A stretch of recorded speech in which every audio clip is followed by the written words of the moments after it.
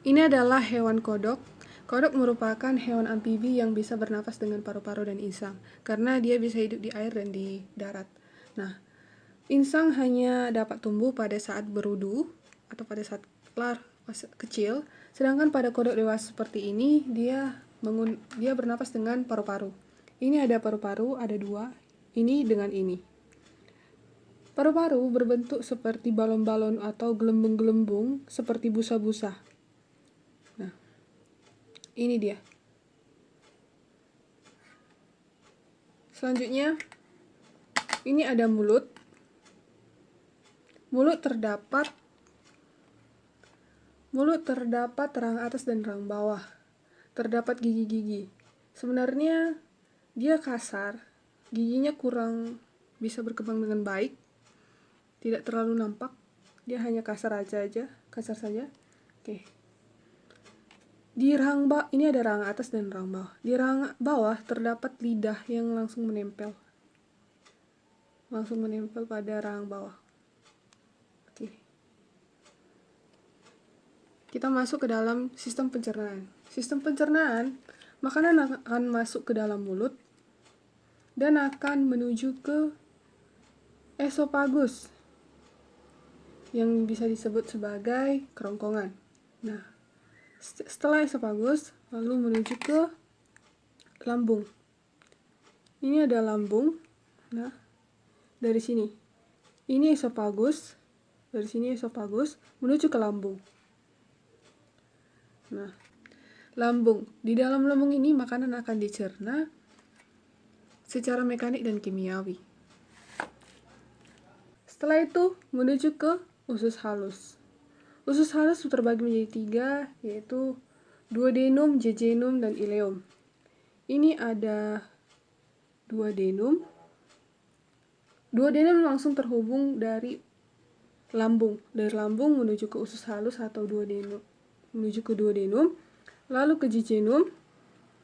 Setelah itu ke ileum yang langsung berhubungan ke usus besar. Di dalam usus makanan yang sudah dilumat, sari-sarinya akan diserap melalui pembuluh-pembuluh kapiler darah untuk diedarkan ke seluruh tubuh. Nah, setelah makanan dari usus halus menuju ke usus besar, lalu akan dikeluarkan melalui kloaka atau anus. Kelenjar pencernaan pada amfibi terdiri dari hati dan juga pankreas. Pankreas ada di dekat usus duodenum ini.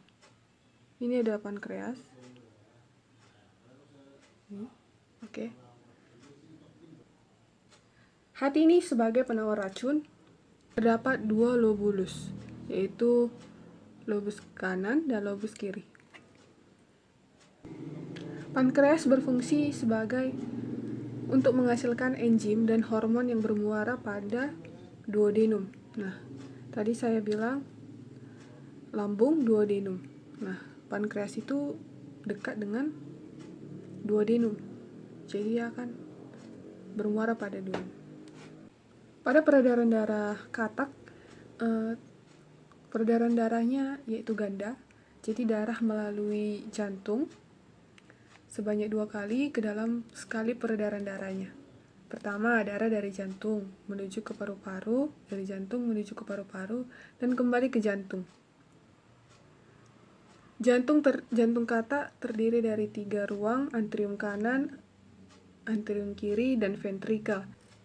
Setelah itu, pada bagian reproduksinya, ini termasuk jantan, karena tidak terdapat ovarium di sekitar badannya, sekitar seluruh tubuhnya. Nah, selanjutnya kita menuju ke ginjal. Ginjal terdapat dia menempel pada tulang punggung. Nah, seperti ini. Ini dia seperti gumpalan. Ini gumpalan.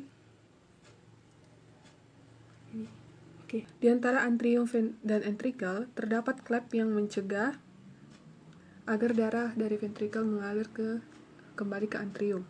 Jadi pertukaran O2 dan CO2 terjadi di paru-paru.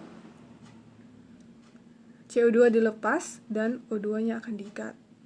Tapi di ventrikel terjadi pencampuran O2 dan CO2 di dalam darah. Setelah itu, pada bagian reproduksinya, ini termasuk jantan karena tidak terdapat ovarium di sekitar badannya, sekitar seluruh tubuhnya.